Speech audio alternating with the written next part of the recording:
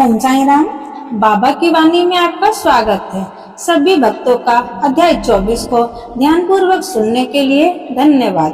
अब हम अध्याय 25 में प्रवेश करेंगे।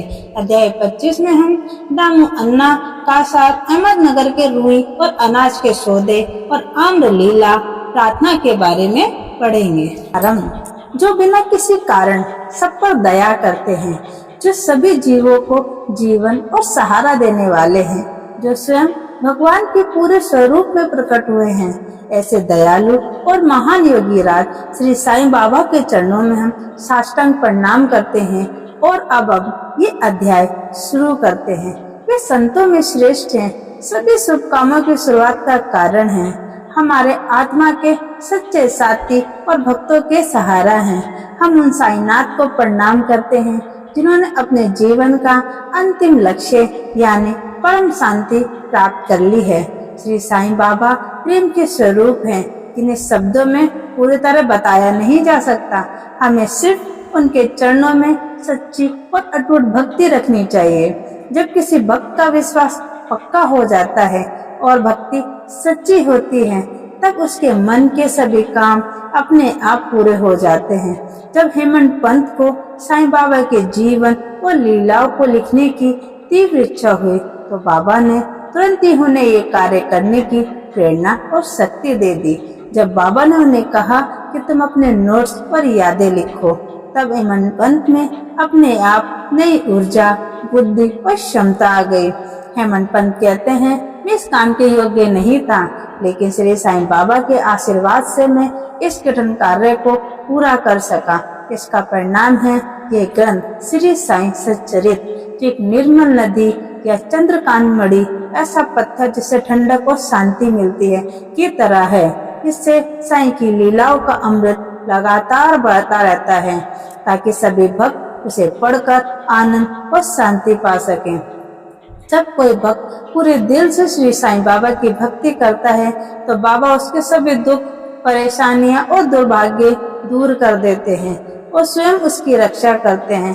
अहमदनगर के श्री दामोदर सावरराम दास ने कासर की कथा इस बात को सच साबित करती है।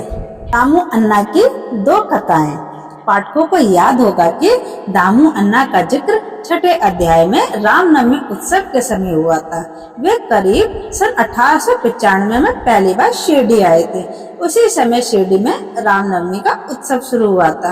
तब से वे हर साल उस मौके पर सोने की जरी वाला सुंदर ध्वज भेंट करते थे और वहां आने वाले सभी गरीब लोगों को भोजन भी कराते थे।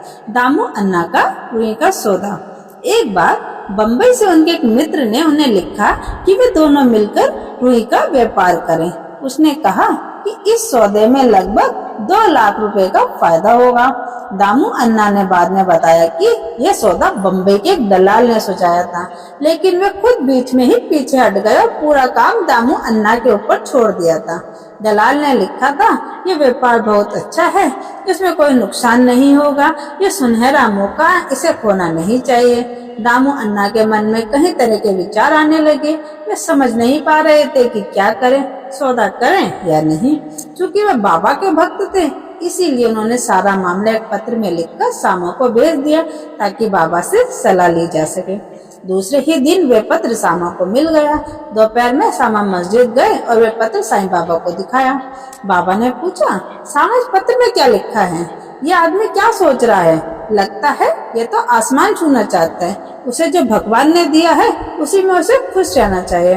सामा मुस्कुराए और बोले, देवा, ये सब तो पत्र में ही भी लिखा है, आप तो बिना पढ़े ही सब जान लेते हैं। बाबा बोले, अरे तुम पत्र पढ़ो, मैं तो यूं ही बकता रहता हूँ, मुझ पर कौन भरोसा करता है? तब सामा ने पत्र पढ़ा। बाबा ध्यान से सुनते रहे। सुनने के बाद बोले, मुझे लगता है कि ये सेठ दामू अन्ना तो पागल हो गया है, इसे लिख दो, उसके घर में सब कुछ है, उसे आधी रोटी में संतोष करना चाहिए, लाखों के लालच से दूर रहना चाहिए। सामा ने वही जवाब लिखकर भेज दिया। जब दामू अन्ना ने वह पत्र पढ़ा तो उन्हें बहुत निराशा हुई। उन्होंने सोचा कि शायद बाबा से राय लेना गलती हो गई, लेकिन सामा ने पत्र में लिखा था, देखने और सुनने में फर्क होता है, बेहतर होगा तुम खुद शिरडी आकर बाबा से मिलो। इसलिए दामू अन्ना शिरडी आए। उन्होंने बाबा के दर्शन किए, चरणों में सिर रखा, लेकिन सौदे की बात करने की हिम्मत नहीं हुई। मन ही मन उन्होंने सोचा कि अगर यह व्यापार सफल हुआ तो कुछ हिस्सा बाबा को चढ़ा दूंगा। बाबा तो त्रिकालदर्शी, तीनों काल, भूत, भविष्य, वर्तमान जानते थे। वे उनके मन की बात समझ गए। जैसे एक माँ बच्चे की भलाई के लिए मीठे की जगह कड़वी दवा देती है, वैसे ही बाबा भी भक्तों की भलाई के लिए सही रास्ता दिखाते थे। उन्होंने कहा, बापू, मैं इन दुनियावी झंझटों में नहीं पड़ना चाहता। बाबा के ये सब सुनकर दामू अन्ना ने व्यापार करने का विचार छोड़ दिया। उन्होंने एक और अनाज का सौदा किया था, अब हम उसकी कथा जानेंगे। इसके बाद दामू अन्ना ने सोचा कि चलो अनाज का व्यापार शुरू करते हैं, जैसे गेहूं, चावल आदि। पर बाबा ने ये विचार भी समझ लिया और बोले, तुम 5 सेर का अनाज खरीदोगे और 7 सेर में बेचोगे, फिर भी तुम्हें फायदा नहीं होगा। ये सुनकर दामू अन्ना ने ये सौदा भी छोड़ दिया। कुछ समय तक तो अनाज के दाम बढ़ते रहे, जिससे सबको लगा कि शायद बाबा की बात गलत थी। लेकिन कुछ महीनों बाद अचानक अच्छी बारिश हुई, जिससे फसल बहुत हो गई और अनाज के भाव नीचे गिर गए। जिन लोगों ने अनाज जमा कर रखा था, उन्हें भारी नुकसान हुआ। दामू अन्ना ने ये देखा तो समझ गए कि बाबा ने उन्हें बड़ी हानि से बचा लिया। उन्हें ये पूरा विश्वास हो गया कि बाबा हमेशा अपने भक्तों का कल्याण करते हैं, भले ही वे बात उस समय कड़वी क्यों न लगे। इसके बाद वे जीवन भर साईं बाबा के सच्चे भक्त बने रहे। आम्रलीला गोवा के एक मामलतदार थे, जिनका नाम राले था। उन्होंने लगभग 300 आमों का एक पार्सल सामा के नाम शिरडी भेजा। जब पार्सल खोला गया तो ज्यादातर आम बहुत अच्छे थे। इन आमों को भक्तों में बांटने की जिम्मेदारी सामा को दी गई। बाबा ने उनमें से 4 आम दामू अन्ना के लिए अलग रख दिए। दामू अन्ना की 3 पत्नियां थीं, लेकिन उन्होंने अपने बयान में कहा कि उनकी केवल 2 ही पत्नियां थीं।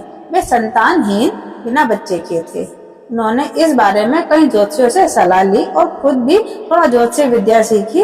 अपनी कुंडली देखकर उन्हें पता चला कि उनकी कुंडली में एक पाप ग्रह होने की वजह से इस जीवन में संतान सुख नहीं मिलेगा। फिर भी उनका बाबा पर पूरा विश्वास था। जब आमों का पार्सल आया तो करीब 2 घंटे बाद दामू अन्ना बाबा के दर्शन करने मस्जिद पहुंचे। बाबा ने उन्हें देखते ही कहा, लोग आमों के लिए भागदौड़ कर रहे थे, लेकिन ये 2 आम दामू के हैं, जिसके हैं वही खाए और मरे। ये सुनकर दामू अन्ना बहुत दुखी हो गए। उन्हें लगा कि बाबा उन्हें मरने का श्राप दे रहे हैं। तभी वहां मौजूद भक्त मालसापति ने उन्हें समझाया कि बाबा के मरने शब्द का मतलब अहंकार का नाश, यानी ये है उनके लिए आशीर्वाद, कोई बुरा संकेत नहीं है। ये सुनकर दामू अन्ना शांत हुए और आम खाने के लिए तैयार हो गए। तब बाबा ने कहा, तुम ये आम मत खाना, इन्हें अपनी छोटी पत्नी को देना। इन आमों के प्रभाव से उसे 4 बेटे 4 बेटियां होंगी। दामू अन्ना ने बाबा की आज्ञा मानकर वे आम अपनी छोटी पत्नी को दे दिए। बाबा की कृपा से वही हुआ जो बाबा ने कहा था। उन्हें 8 संतानें प्राप्त हुई। इस तरह बाबा ने उनके भाग्य को बदल दिया। सब ज्योतिषियों की बातें झूठी साबित हुई। बाबा के जीवन काल में ही उनके शब्दों में ऐसी शक्ति थी कि लोग उन पर पूरा भरोसा करते थे। लेकिन आश्चर्य की बात यह है कि उनके देह त्याग यानी कि समाधि लेने के बाद भी उनकी शक्ति और कृपा वैसी ही बनी रही। तब बाबा ने कहा था, समाधि लेने से पहले बाबा ने ये कहा था, मुझ पर पूरा विश्वास रखो, अगर मैं देह छोड़ भी दूं तो भी मेरी अस्थियां लोगों में आशा और विश्वास जगाती रहेंगी।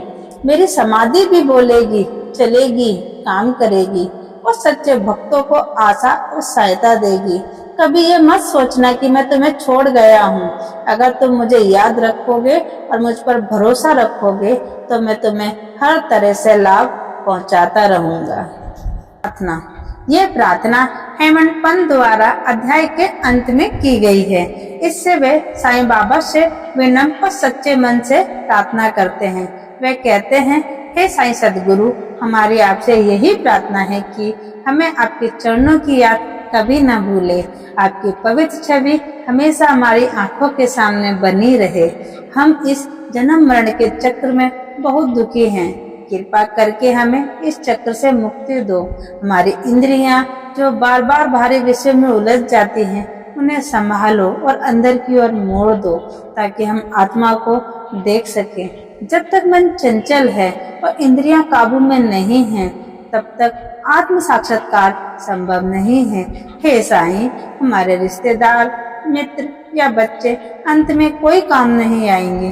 केवल आप ही हमारे सच्चे सहारा हो, जो हमें मोक्ष और शांति दे सकते हो। हमारे मन में जो तर्क वितर्क और बुरी प्रवृत्तियां हैं, उन्हें समाप्त कर दो।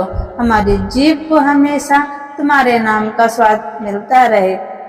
हमारे अच्छे बुरे विचार सब मिटा दो हे साईं। ऐसा करो कि हमें हमारे शरीर और घर से मोह न रहे।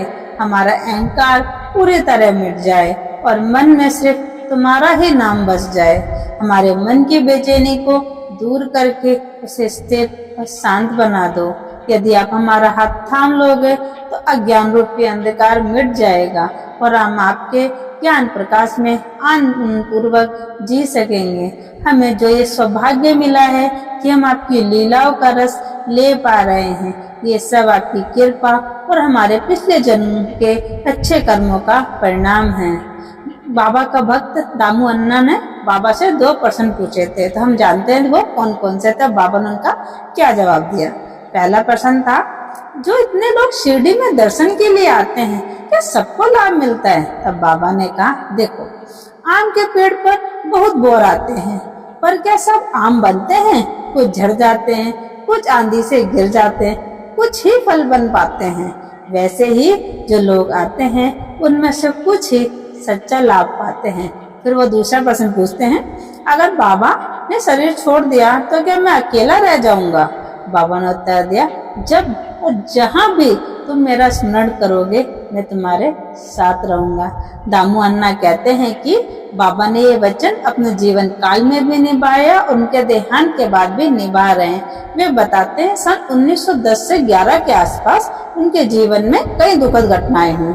उनका भाई उनसे अलग हो गया, बहन की मृत्यु हो गई, घर में चोरी हो गई और पुलिस जांच कर रही थी। वे बहुत परेशान थे।